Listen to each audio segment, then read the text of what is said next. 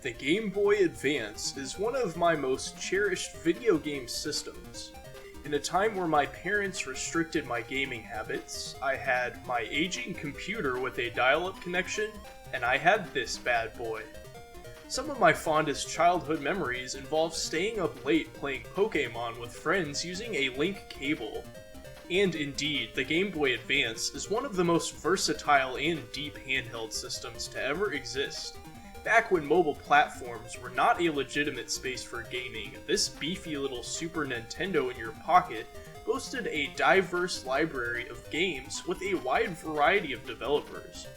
However, it seemed like the system's overall library was geared more towards the younger market, with some other consoles of the time like the Xbox and PS2 hoarding most of the mature-rated titles.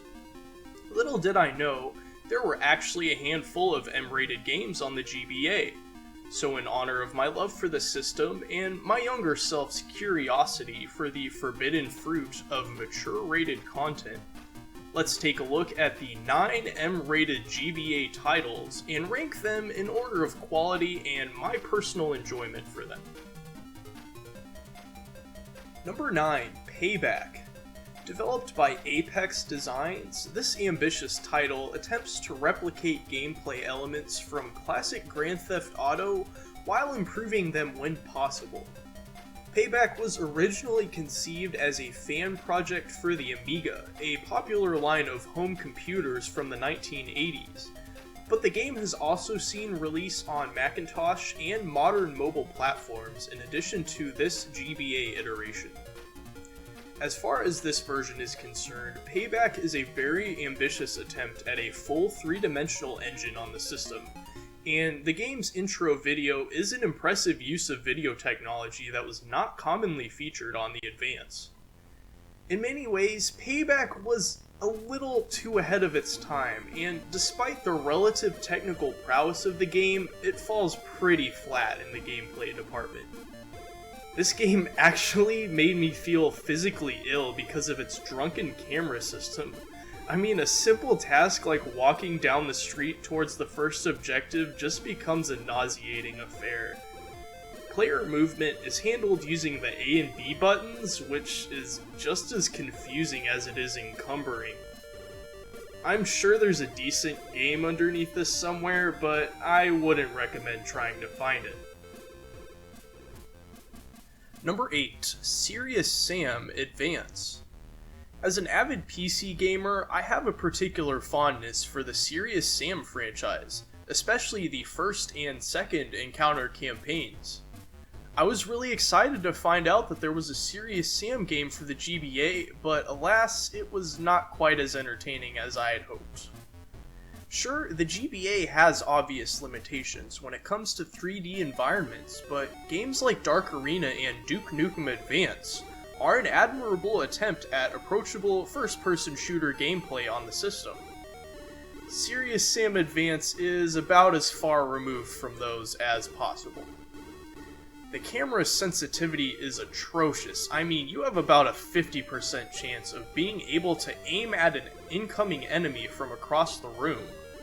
The frame rate resembles an image slideshow, and the graphics are something only a mother could love, even on the small resolution of the GBA screen. I feel like this game would have been considerably more enjoyable as an isometric or two-dimensional action game. Simply put, Serious Sam Advance is hardly worth your time, whether you are a Serious Sam completionist or if you're just looking for a fun FPS on the GBA. Number 7, Mortal Kombat Advance. This game is the first of 3 M-rated Mortal Kombat titles to grace the Game Boy Advance, and it's an attempt to port Ultimate Mortal Kombat 3 to the system. Does Mortal Kombat Advance succeed at bringing competent Mortal Kombat gameplay to our beloved handheld? Well, yes and no. Just about everything that you would expect from a classic Mortal Kombat title is here in this version. It features a robust roster of characters similarly featured in the 16-bit versions of Ultimate Mortal Kombat 3. Also bundled is a standard single-player arcade mode, multiplayer capabilities, and fatality finishing moves that made the series iconic in the first place.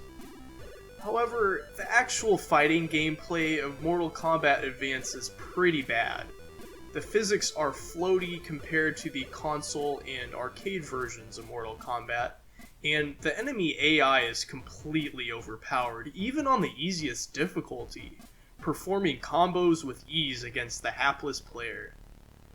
It's widely considered one of the worst GBA games by fans and critics alike, and Midway's exporting of development to a third party is probably to blame in this case. Despite all this, I would still rank it above the previous two entries on this list because it at least succeeds in emulating the look of its derivative series. Number 6. Grand Theft Auto Advance. If you've played the first two Grand Theft Auto games, you'll recognize this version's top-down, action-packed gameplay, but it borrows elements from some of the newer 3D Grand Theft Auto titles of its time to distinguish itself as a totally original experience. This handheld adaptation is actually intended to be a prequel to Grand Theft Auto 3, and it features the iconic Liberty City as its setting. This one received mixed reviews from critics, but I personally enjoyed my time playing it. The story and missions of the game are forgettable and not unlike other GTA games, but having a competent open-world sandbox on the Game Boy Advance is still a pretty nice boon for the system, despite its limitations. I had a grand old time increasing my wanted level, running away from the cops on foot, and just watching that chaos unfold behind me. The driving mechanics are adequate for a top-down action game, but some of the other aspects of the gameplay, like combat and movement, are pretty hit and miss. I suspect that's why the game was not positively received overall, but if you're looking for a GTA experience on the GBA, I would definitely recommend this one over Payback. Number 5. Wolfenstein 3D. Time for an ancient history lesson, kiddos! Wolfenstein 3D was the first noteworthy stab at a first-person shooter in the early 1990s, and is the big brother of the Doom franchise.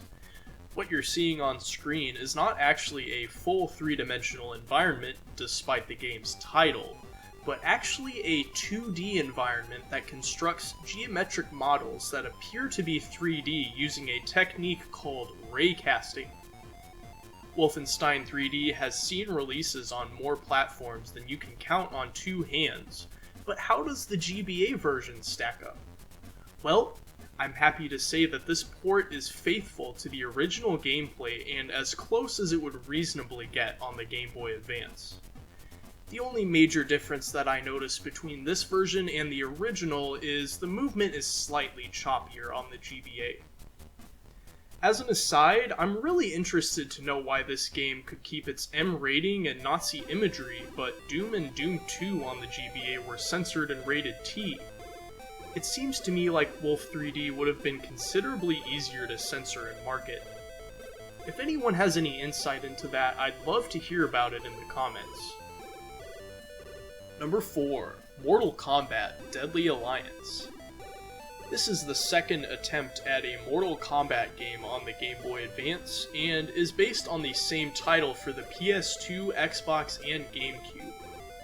Gone is the strict two-dimensional look, as the combat is more inspired by 3D fighters like Tekken and Soul Calibur, with varying depths of movement.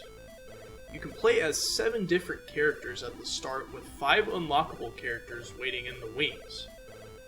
Instead of licensing the game to a third-party developer, this time Midway developed the title in-house, and it shows.